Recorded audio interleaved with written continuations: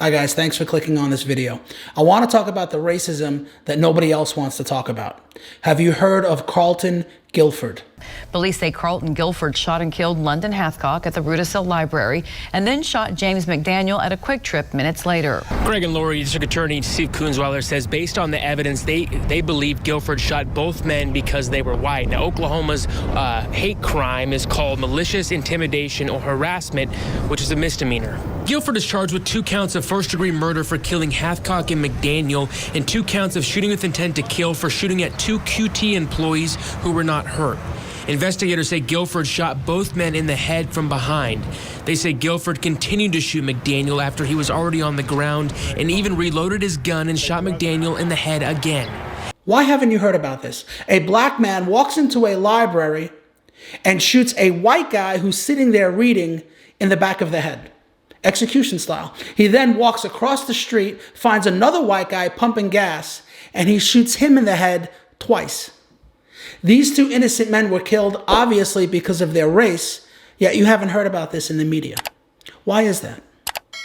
I have another incident that happened around the same time, about a week later, that I'm sure you haven't heard about either. Police look into possible hate crime charges as they reveal new details about the circumstances leading up to the killing of Metairie handyman Lawrence Herr last month. As Rob Masson reports, they say one of the suspects has admitted to his role, saying they just wanted to go out and kill a white guy.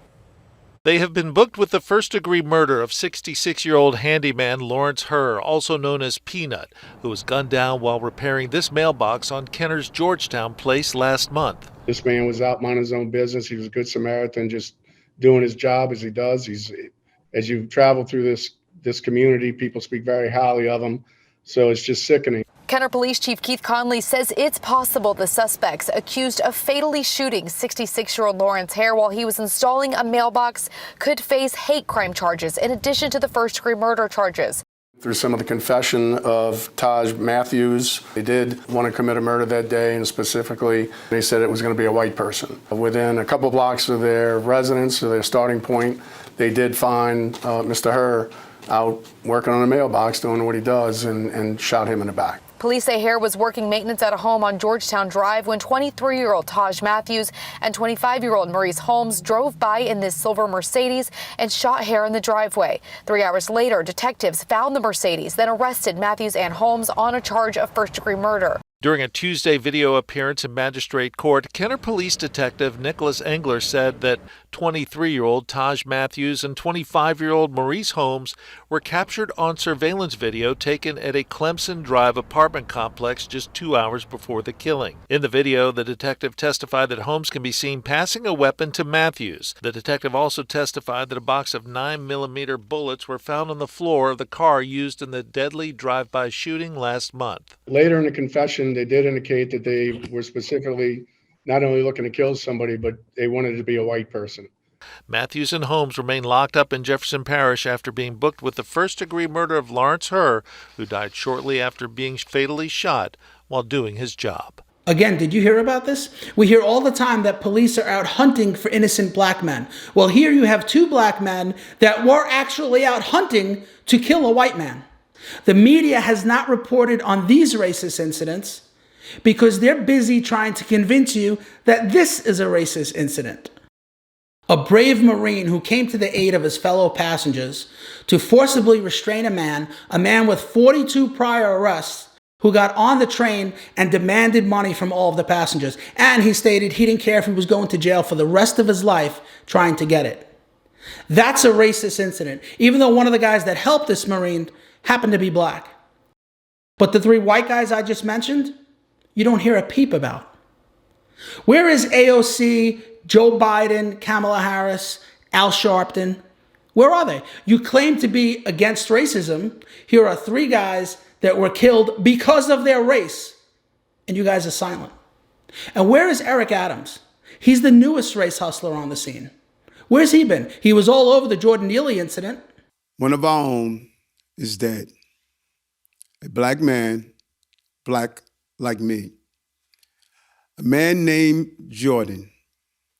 The name I gave my son. If exploiting someone's death by comparing them to your son sounds familiar, it's because Eric Adams learned from the best. Do you remember Trayvon Martin? When Trayvon Martin was first shot, I said that this could have been my son. Another way of saying that is Trayvon Martin could have been me 35 years ago. All the race hustlers use the same playbook. Let's go back to the Adams press conference. Jordan Neely's life mattered. He was suffering from severe mental illness, but that was not the cause of his death. His death is a tragedy that never should have happened. My heart goes out to Jordan's family, who's suffering great pain and uncertainty about the circumstances of his death.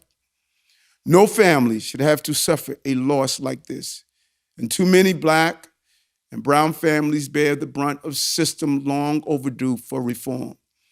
Jordan Neely's life mattered, and that's true, but so does Daniel Penny's. And you are destroying this man's life by having your corrupt DA, Alvin Bragg, prosecute him simply because he's white.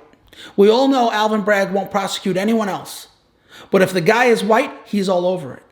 And the reason for this, Eric, is because you and Alvin are the true racists.